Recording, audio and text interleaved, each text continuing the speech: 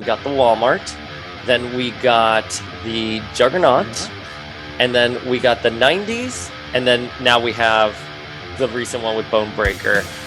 We gotta rank them. We gotta rank them. We gotta rank them.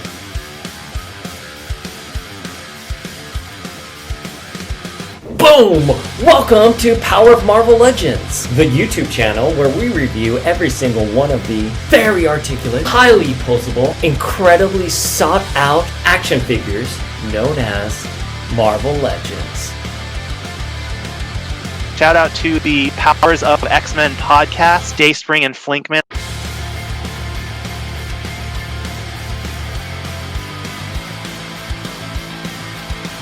I'm the uncanny Dayspring. And I'm the adjectiveless Flinkman. Do you love Power of X-Men? I love Power of X-Men.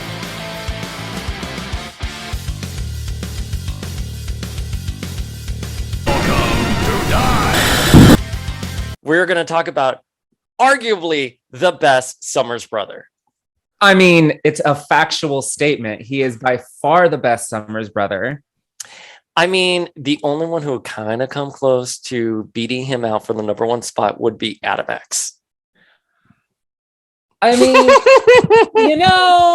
I know you've got like a boner for Adam, and I totally respect that for you. You love the cap. I know you've got a thing for guys in baseball caps, but unfortunately, I think this Summers brother hasn't beat. I mean, he's at this point, he's like the middle Summers brother. He went from being the youngest of two to the middle of four. He's the Piper now. Oh my God. I know, a Charmed reference. I had to make a Charmed reference. Of course you did. I don't have the new Marvel Legends Bonebreaker, but you do. I sure do. We're talking about Alex Summers, the only Havok. He looks so fucking good. What are those power effects? Okay, so the power effects, they're a little bit more. So let me pull up for reference. We will pull up the Juggernaut wave Havok, which came with the first power effects here that are super overused at this point, but they're kind of wiry and bendable and just like not the most solid of plastic, and they don't really hook to his hands or wrists in any real way. Those are the standard power effects. They've used it for Polaris, for other characters. Yeah. Havocs and people with magnetic powers, apparently. I think Magneto has them too. Oh, he does. But the new power effects, if you can see here, they're harder plastic. They're not bendable. And they do actually go around. You can remove his hand and they actually go around his wrist. And then for the first time ever, we do have the plug-in back power effect here. It's in there pretty good, that you can plug in place here to give him his full, I'm about to blow some shit up power effect here. Well, finally, because I mean, the Juggernaut Havok has a peg or a peg hole behind, and it's like, what do you use it for? Can you put that power effect on this one? I sure can. Let's take a look. So now we have our more modern, uncanny Avengers Havok ready to fuck Wasp and blow some shit up.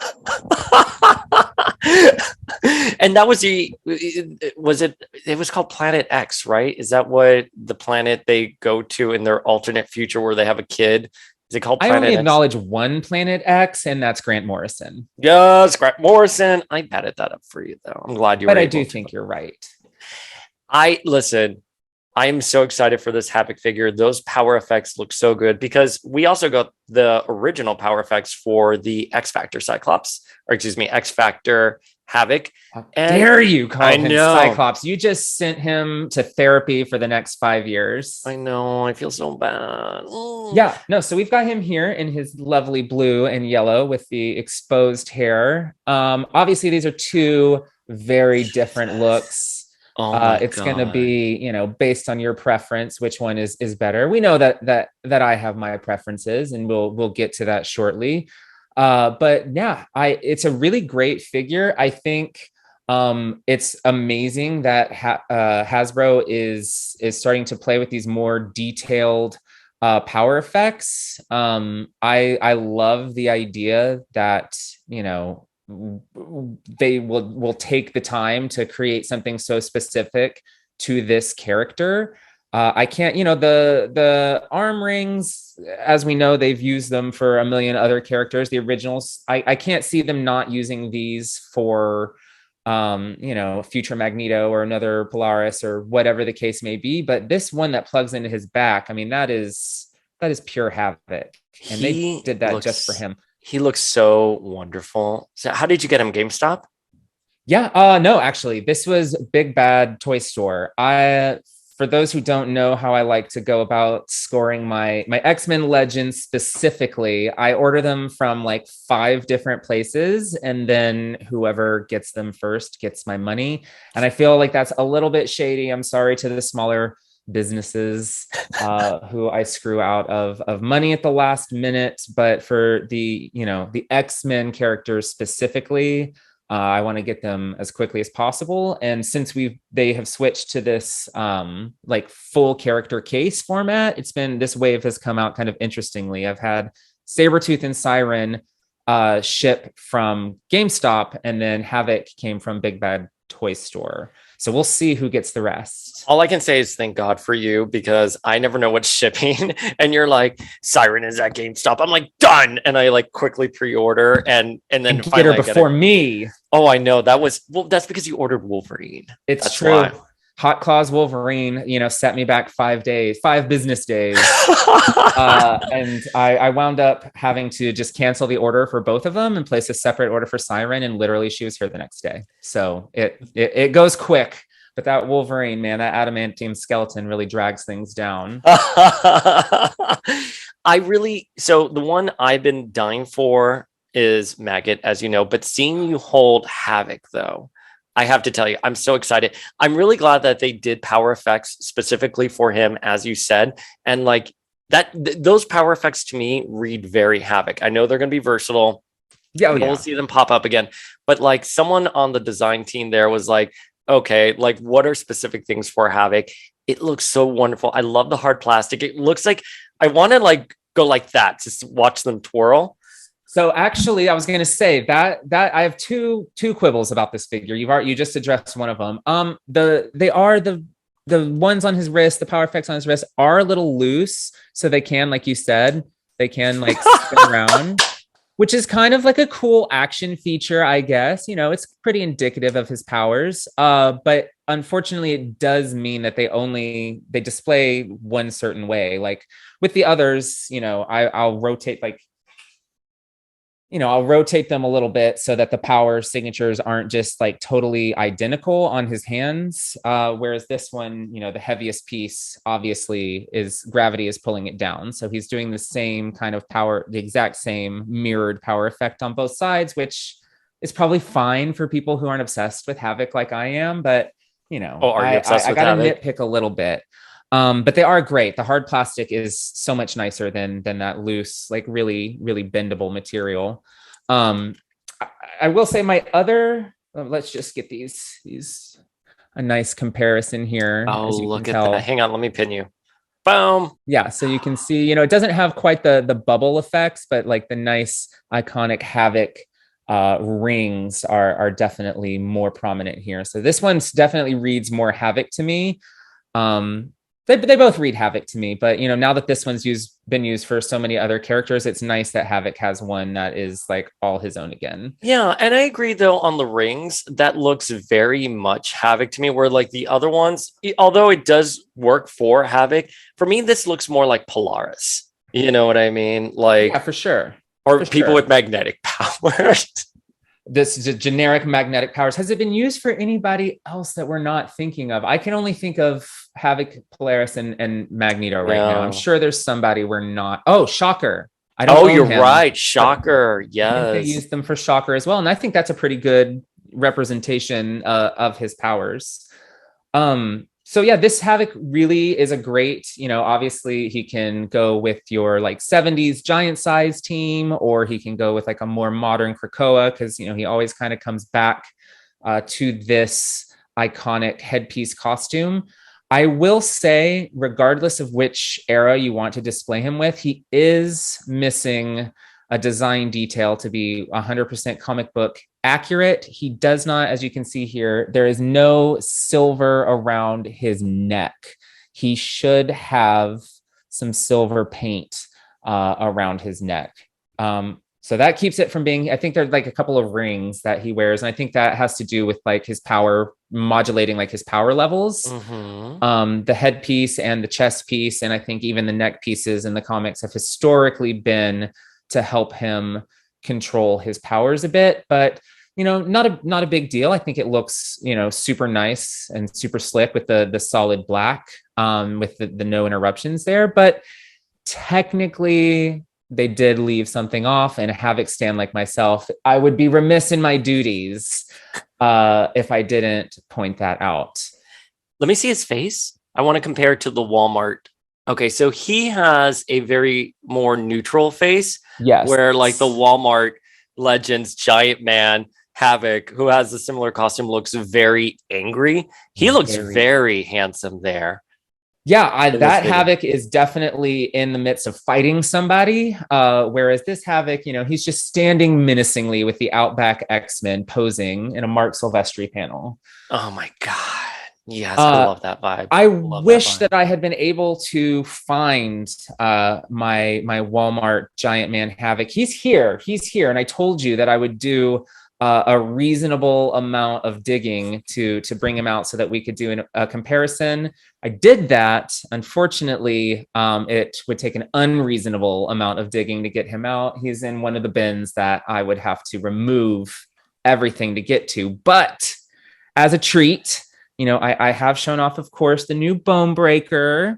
We've shown off the 90s. Yes. We've shown off the Juggernaut. But I'm going to throwing it way back now. Let's see. As just a little treat for everyone, we have our Toy Biz. Oh, I love that 90s one. Havok and Mutant X. Oh, man. Had to bring these guys out. So originally there was packaging for an OG costume Havok that just never saw the light of day. Then we only saw the X Factor Havok. And that, oh no, that Havok did come out as a Toy Fair exclusive. It did.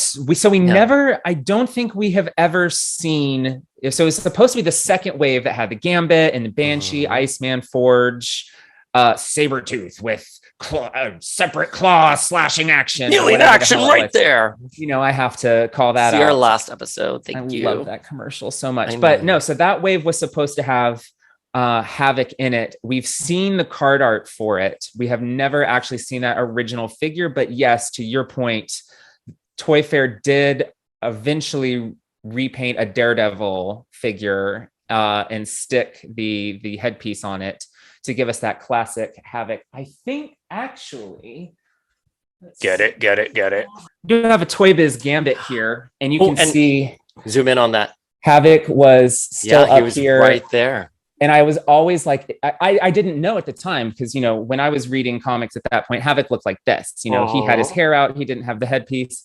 I thought that was like some sort of like Professor X with Cerebro helmet. And I was always so confused, like, what is that figure? But yes, we do have Gambit with his lovely vinyl cape and kicking action here. I love that you're collecting those again. A couple of like a month or so back was my first wedding anniversary, and my wonderful husband Kenny, he had the idea to buy me, because our first date was Star Wars: The Force Awakens in 2015. So he bought me some of the vintage like Kenner figures. I never had any of those before, and he bought me some. They're properly archived, like graded and behind like acrylic. And I was like, is anybody doing this for, you know, the Toy Biz X-Men figures? Is anybody like archiving these properly? So that's like my new thing. I'm gonna try to get as many on card Toy Biz figures and maybe get them graded and just make sure that somebody is taking care of these toys for the future generation.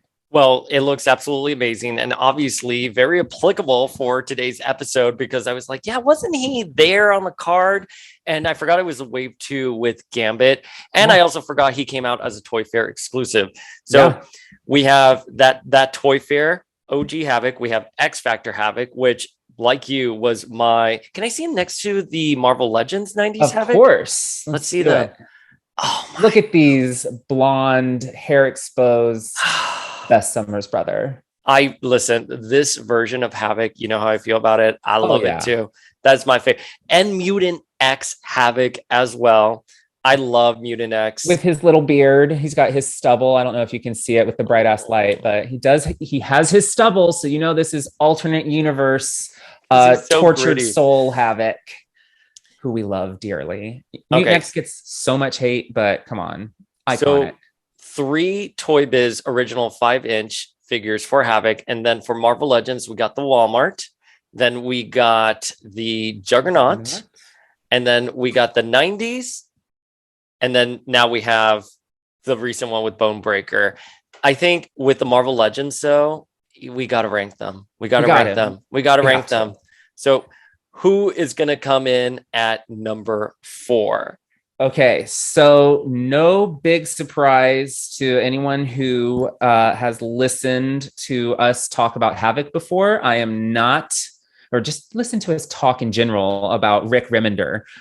So in number 4, definitely the Uncanny Avengers Havok. Nothing against John Cassaday. I think, he streamlined this design, made it a little bit more modern, but in this instance, I think you don't really need to mess with the classic. You know what I mean? It's not different enough from the iconic headpiece uniform that we all love to really be anything special. So it's just kind of there. And the figure has never done it's a great representation of the costume, but it and the design in general just haven't done a whole lot for me personally. So I'm really happy with Havok during this era because I think he got to step up to the plate in a significant way. He was leading the Unity team for the Avengers. Was he though? Well, I mean, was he really? You're right, fair. But it was a book written by Rick Remender, who I do love. I did like Rick Remender. I love John Cassaday. I mean, Astonishing X-Men right there. So they were giving him A-list treatment. I'll always remember the scene in issue 1 where he goes up to Cyclops. And of course, he mentions our God Queen Jean Grey, because there can never be an episode where. And goodness. Let me drink some of my brunch cocktail here. And I just thought, okay, they really are going to sideline Cyclops and they're going to give Havok an A plot, which at that time, I'm trying to think. The last big story, of course, I remember with him was Mutant X and then Nurse Annie. And then don't forget Rise and Fall of the Shi'ar Empire. Oh, you're right. I can't believe I forgot that epic Brubaker story. But let's be real, that his story in that got hijacked, by crossovers. So even that, he didn't really get his moment. That was like the Guardians of the Galaxy showed up and totally stole that plot point. But this is also like him at a point that they're putting him front and center company wide. He's going to be next to Captain America, Rogue, Scarlet Witch. Even when they did yesterday's X-Men, the Bendis X-Men, he has this wonderful moment with Teen Cyclops where they like high five each other. I think the story eventually goes off its rocker. Of course. I mean, he hooks up with Wasp. You know how I feel about that. You love it. Really? I'm not happy with that. But to your point, though, I think the design does fall flat. The figure is so funny. Like at certain angles, I'm like, does he have a mouth? Like if you lay him like this and you look up at him, I don't really see the mouth right there. And I thought of Wanda where she goes after Black Bolt and she's like, what mouth? I was like, oh yeah, right there. So, I wasn't 100% sold on this figure. Even at the time, I thought it was a very basic figure, not a bad figure, but if you're a Havok stan, you should have it. But I will say number 4 for sure. You mentioned yesterday's X-Men, which featured Stuart Eminem on the art. And I actually have... Yeah, what shirt are you wearing? What shirt are you wearing? I have this design on my shirt, the Stuart Eminem, and I will say that this figure is this drawing. Like it doesn't read John Cassaday to me. It looks like this drawing come to life, right down to his like super stoic facial expression. So they did a really good job, you know, of directly interpreting what this costume should look like. It's just not the most exciting interpretation of the costume. Number three. Okay, so I couldn't find him in my closet, but number 3 definitely to me is the Walmart Giant Man Havok figure. It was our first Havok in Legends. It was our first unique non-Toy Fair mashup version of that costume. Some of us have been waiting, you know, since 1992 for that figure, and it did not disappoint. I think Agreed. If I could change one thing, I would have given him a less angry facial expression. This is where we'll, angry. You know, in the YouTube editing, we'll insert a photo of his right there, like really angry face. But for the time, it was an excellent figure. It was a great body. It was a great, you know, simple, classic, all black Havok figure. It had, what did he have? He didn't have fists. He had like slappy hands. So you could. So you can go like that. It was a great figure. For the time, it was probably one of the best Legends. I agree. And I think we've talked about the Walmart Legends here a couple of times. And I think what folks who probably weren't collecting at the time don't really realize is that Legends you were limited to like 5 to 6 figures. Yeah. You didn't have the plethora of waves and different, like you got one wave and that was going to be your only wave for like 8 months. Yeah. They were hard to find. So when we got like the Marvel Legends, like Walmart wave with Havok, Warbird, Giant Man as a Bath, AOA, Sabretooth, and Weapon X. Kitty Pryde. I mean, it was next level. So that Havok figure, you just held it and you're like, I'll never, ever have another Havok figure again in my life. This is the one I'm going to have to hold for like the next 20 years. And then much like you, I only need one Havok figure in my life. And then like, much like you, I have it stored somewhere. I looked for it. I couldn't find, I know I haven't thrown him away and I know never. I'm 90% sure I didn't sell him on eBay. So I don't know where he's at, but it was a fun figure. It's emblematic of a certain time. I love that figure very much. For me, it's just the nostalgia of like, you really hit the nail on the head. It was like a bonus wave in an era where we were really getting like maybe 2, maybe 3 waves if we were lucky. 3 if we're lucky. A box set every year if we're lucky. And I think it was the first super X heavy wave. Like I think until then we had gotten, you know, Gambit and Beast or like Wolverine. We'd gotten like 1 or 2 X-Men characters per wave. And here finally, you know, we had, like you said, we had like AOA, Wolverine, and Sabretooth. We had Kitty. We had Havok. I'm going to go ahead and count, you know, Carol Danvers as an X-Men character for me at that point. So it was just a really like strong character selection for me personally. And it felt like it was a real turning point, I think, for Marvel Legends in general. So Walmart Havok ranks, you know, real high on my list of nostalgic Legends. He would probably, if we did a list of Toy Biz only Legends, he would definitely be in my top 5, if not my top 3. Are we coming up with ideas for future episodes? I know. Did you see my face right there? I was like, that's what we're doing. Oh, we have to. It's going to be all you and me ranting about Meg Ryan, Carol Danvers, and was it Meg Ryan, Jean Grey? I can't remember. No, so it was Meg Ryan, Carol Danvers, and then Emma Frost was Marcia Cross. And the reason why I know these things is because I was friends with Sam Hatmaker, who worked at Toy Biz when I interned at Marvel. And he told me all the Legends were based off of like celebrities or people we know. Hence Brad Pitt Angel as well. So obvious. That one is so obvious. And Meg Ryan, Ms. Marvel, I totally see it. Yeah, I totally saw it when like you said it. Sleepless in Seattle, Meg Ryan. Oh my God. That iconic. Although I saw Meg Ryan at the Crosby Hotel like 10 years ago. I was like, oh my God, Meg Ryan, what did you do to your face? I didn't leave that videos. I'm pretty sure Us Weekly has asked that same question ever before. Number two. Okay. So yes, as much as I would want the power effects to carry him to number 1, because I appreciate the unique tooling and the awesome design of them. Number 2, I have to give it to the Bonebreaker Wave Havok. It's a solid figure, potentially one of the best in the wave. But you know, an all black costume, as iconic as it is, not the most interesting action figure in the entire world. Not my favorite Havok look. But they really, like I said, they did a spectacular job on this figure. I think maybe if he didn't have the spinny power effects, which literally I I love could the do this spinny all power day. effects. I don't I have the know. figure though, but It just seeing you play with it like makes me very happy. I'm like, they just blow in the wind. It's a little loosey goosey for my personal tastes. I wish they were a little tighter around the wrists, but they are super awesome. I do really appreciate it. And like I said, he does lose points for not having the neck piece on his costume. I do love all the bells and whistles though with this figure. Like, let me see his emblem in the center of his chest as compared to even this one. Like, oh man, like that looks like, I know the camera's not really picking it up, but it looks like it's like glowing. It definitely it has like a nice glow effect to it. It looks so much better than the previous figures, you know, and he just like the fact that he has all those accessories, his face looks so good. Like his face looks a lot better. I'm actually legit really excited to get this figure. Like, come on, Big Bad Toy Store. Send it to me already. BTS, where you at? BTS, where you at? I'm like comparing their faces. Yeah, it is, an objectively handsome action figure face. I just think this one just very somber. Like, again, like if you hold it at a certain angle, I couldn't see his mouth. Like right there, I can't see his mouth.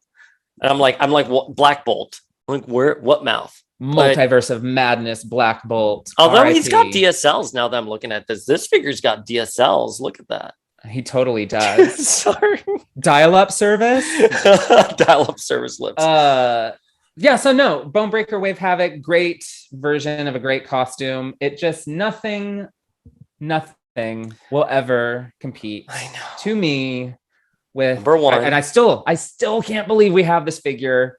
The number one best Havok for me is the 2-pack 90s with the Polaris. I mean, I know. I'm so glad when we were talking about the list, I was like, okay, well, I don't have the Bonebreaker Havok, but my number one, I can't imagine it's not going to be this one. And you were like, we're in no disagreements. I was like, our friendship is saved this week because this figure is everything. It's everything. It's everything. I mean, when you had me hold these two up to compare, it's this figure is literally this figure just scaled up into better articulation. And it makes me... So I was shocked. I was shocked when this figure was announced. I had assumed, that we had just gotten this maybe a year or two earlier. And I was assumed that the Juggernaut Wave Havok was just going to be the Havok in my display forever. Right.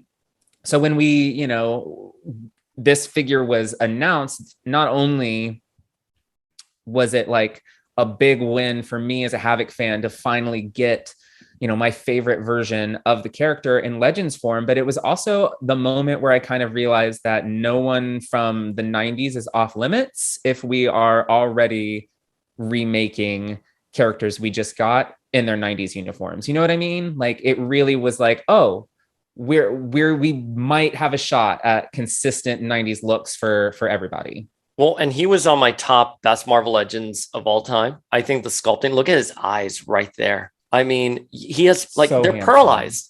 Like the actual paint app is somewhat at least mine's pearlized. No, yeah. It's never noticed that before. Yeah, I know. He's got those crystal blue eyes. Crystal blue eyes, clean paint apps, like all around. The figure is well done. I just listen, like with Polaris, it's just a fabulous figure. I always wanted one with his head showing. I believe the Walmart Wave Havok was supposed to have an alt head. Yep. But it never got into fruition because let's blame it on the price of oil or whatever reason. But this figure for me is the one that will always be displayed. Always. I love it. I love this. When I think of Havok, I'm always going to think of him like this. I think of him in the 90s animated show when him and Cyclops are about to fight. And the only time we hear his voice, you're like, what gives? That's it. That's the only time Havok speaks.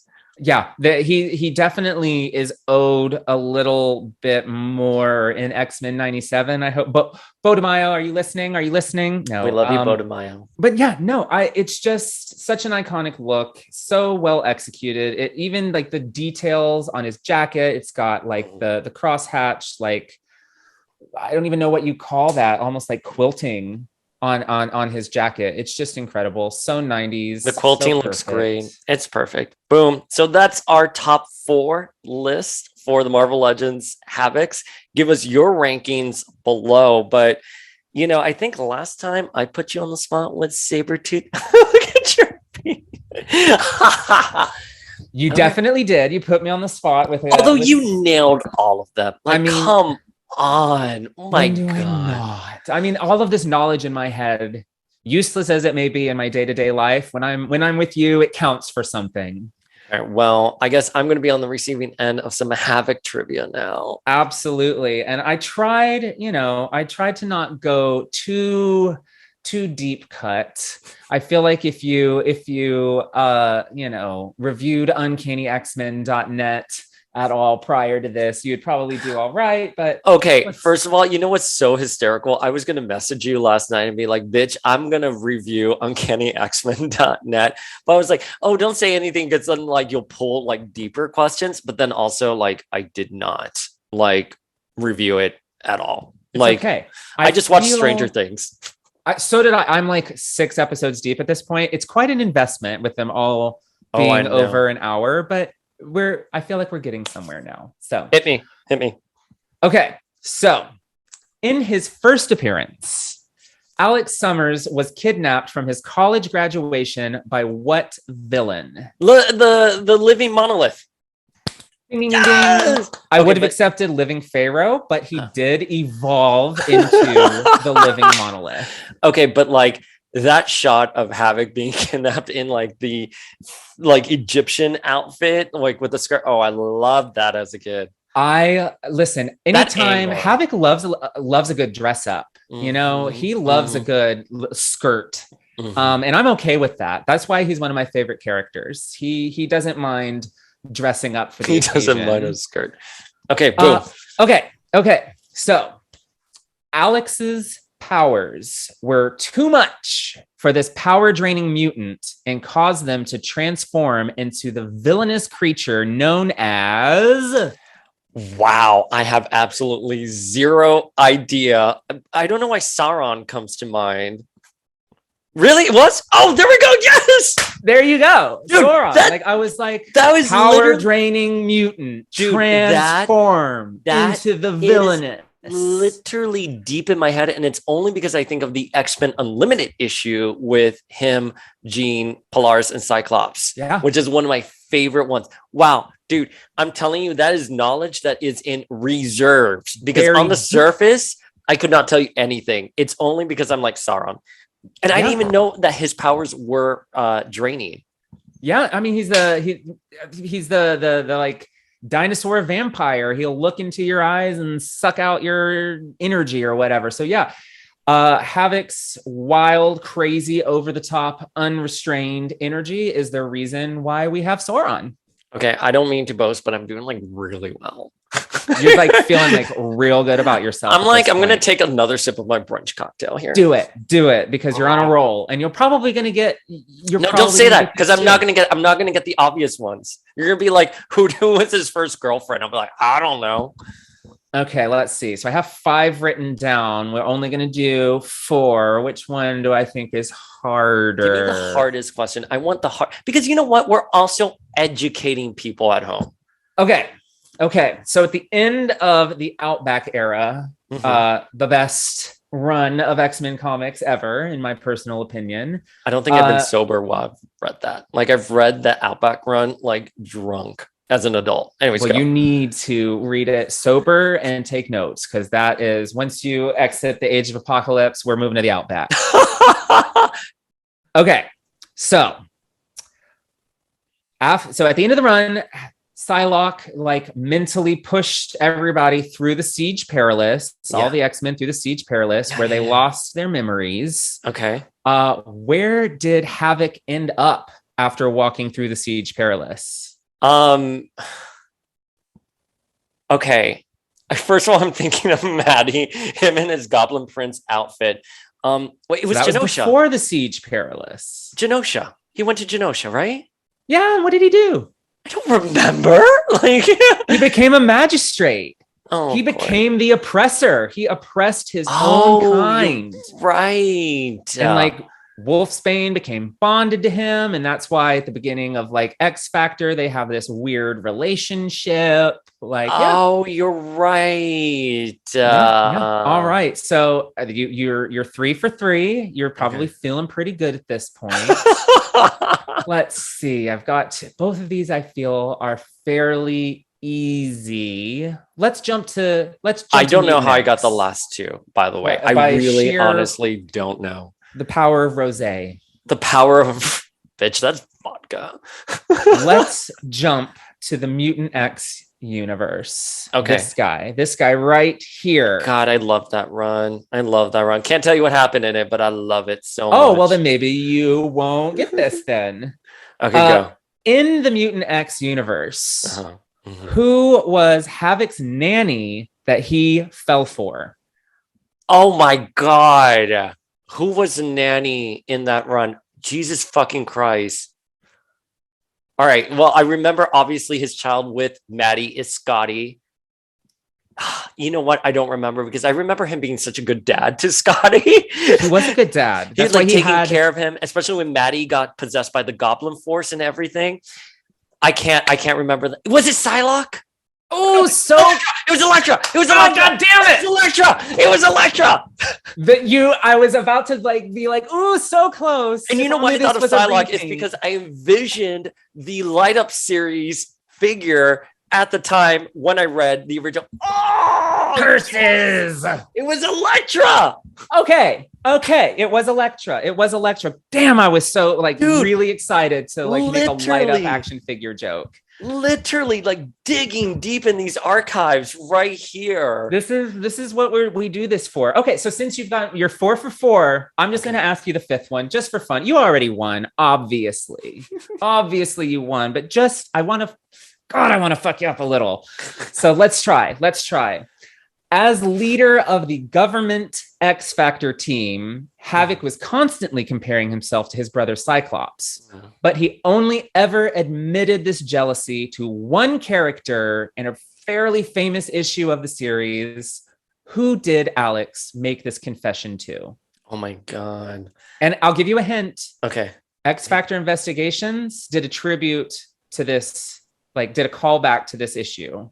Okay. Both were written by Peter David. Pad the issues. Yes. I'm trying to.